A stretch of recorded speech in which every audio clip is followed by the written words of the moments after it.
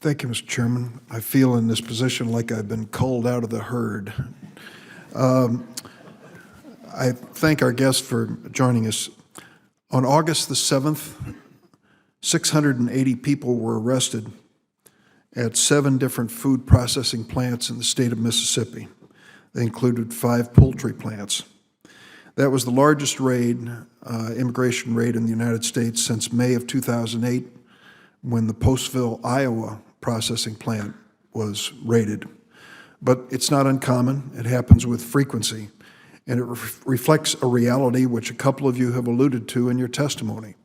When you go to meat and poultry processing plants in Illinois or anywhere across the United States, you will find a lot of immigrant workers. Many of them are undocumented.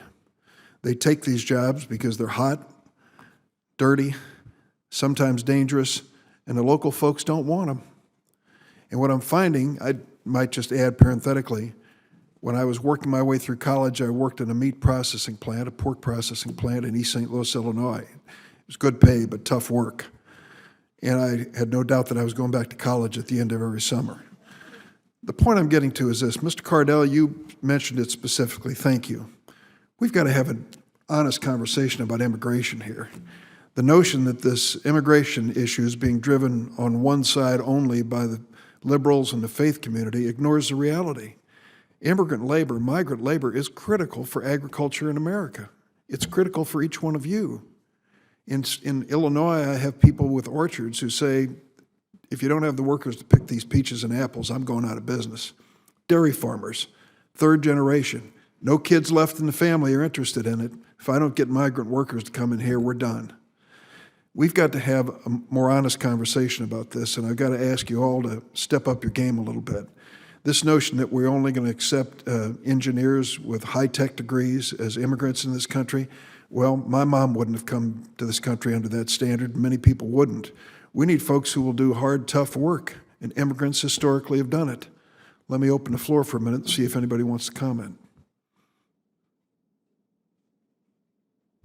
Well, first of all, I don't care to comment on what happened in Mississippi. That's their problem, and I don't think that's up to us to go there.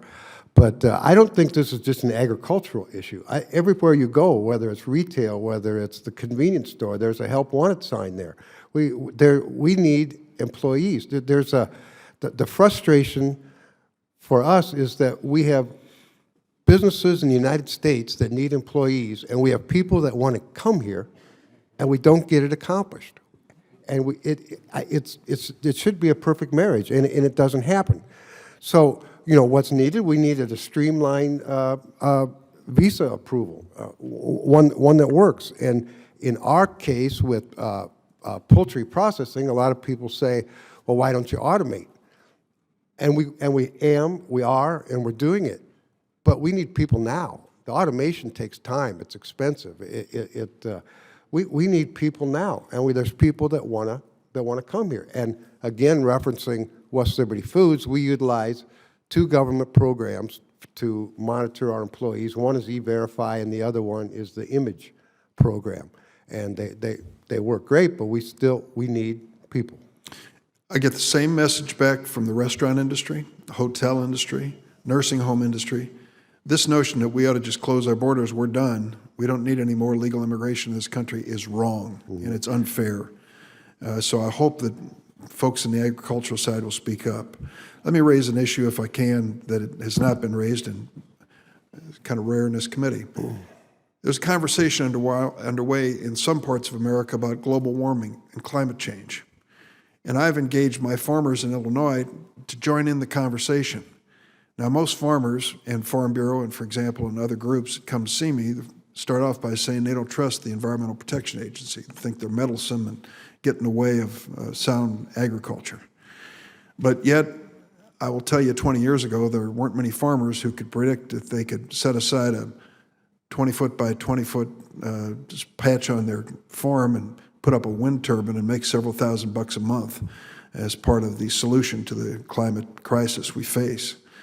What kind of conversation is underway when it comes to livestock and the future, when it comes to climate change, in terms of waste and manure management or rotational grazing?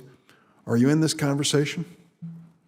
Absolutely. We have a U.S. Roundtable for Sustainable Beef where we talk about not only is beef production not part of the problem, it's part of the solution, not only because we've become more efficient, and I think as was alluded by one of the testimonies, we're producing 33% more beef with the same number of cattle as compared to 1970, but also the carbon sequestration that's done by our grasses.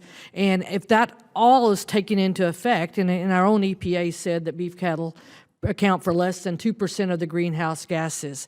But if we take into effect the grasslands that our cattle graze on, our livestock graze on, as well as all the land that we use that is not useful, it's marginal land or just totally unsuitable for something else, and a cow with their 4-compartment stomach can take it and convert it into high-quality protein. So certainly in the beef industry, we have this conversation all of the time and want the rest of the world to know that we're part of the solution.